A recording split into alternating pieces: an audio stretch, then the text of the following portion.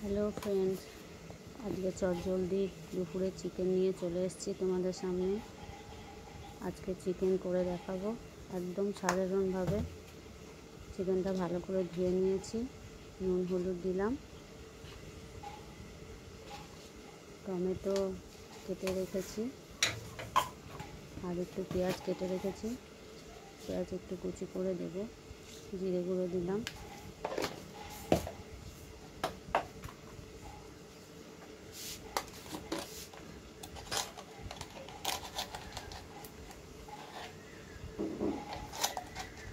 হলুদ দিলাম,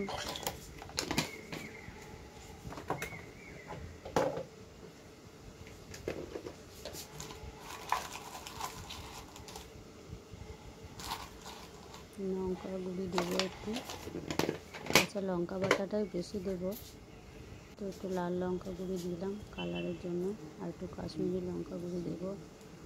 আদা আর মুড়ি বাটা দিলাম,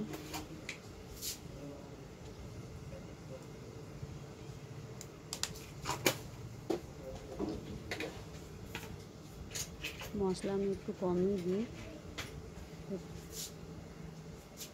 অত বেশি মশলা খাওয়া উচিত নয়, হালকা খাওয়াই ভালো।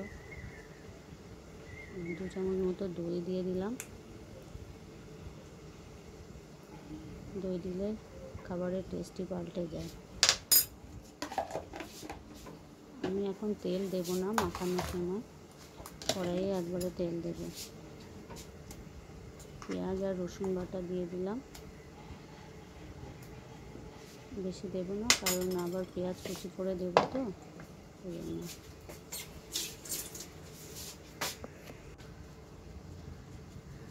গরম মশলা গুঁড়ো দিলাম আর একটু মিট মশলা দিলাম।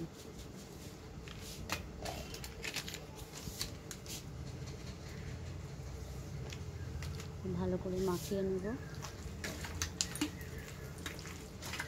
মাখিয়ে 10-15 মিনিট রাখলে ভালো হয়, কিন্তু আজকে আমার তাড়াতাড়ি আছে, তাই মাখিয়ে রাখার সময় নেই।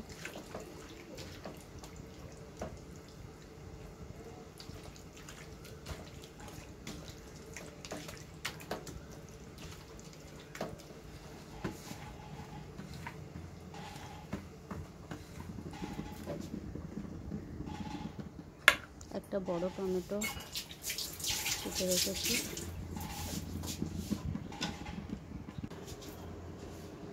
কড়াই দিয়ে আজকে ফেলে নিয়েছি আগে, যেহেতু বেশি সবজি হবে না তাই আজকে আলু দেবো মাংসের ঝোলে।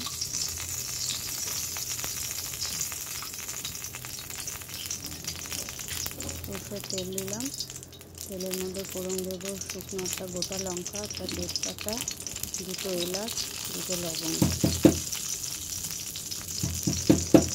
লবঙ্গ এলাচটা একটু ছোটো করে দেবো, তাহলে স্মেলটা ভালো আসবে। একটু চিনি দিয়ে দিলাম লাল কালারটা আসার জন্য। আলু ভাজতে দিয়ে কড়াইটা একটু দিয়ে রাখবো।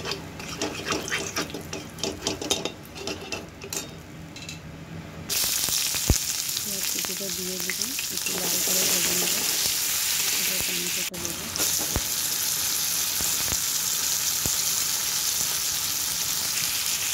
টমেটোটা একটু ভেজে নিয়ে টমেটোটা করে কুচি দেবো, চিকেনটা দিয়ে দেবো। চিকেনটা দিয়ে একটু জল গরম হতে দেবো, যত তাড়াতাড়ি আছে গরম জল দিলে তাড়াতাড়ি ফুটতে পারবে। ঢাকা দিয়ে আমি এবার কষিয়ে নেব। মাংসটা না কষালে মশলার গন্ধ আসবে।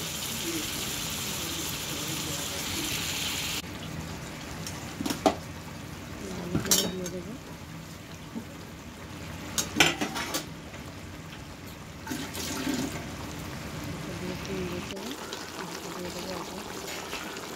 কসুরি মেথি দিয়ে দিলাম। কসুরি মেথি মাংস দিলে খুব সুন্দর গন্ধ হয়। আমার রেডি হয়ে গেছে।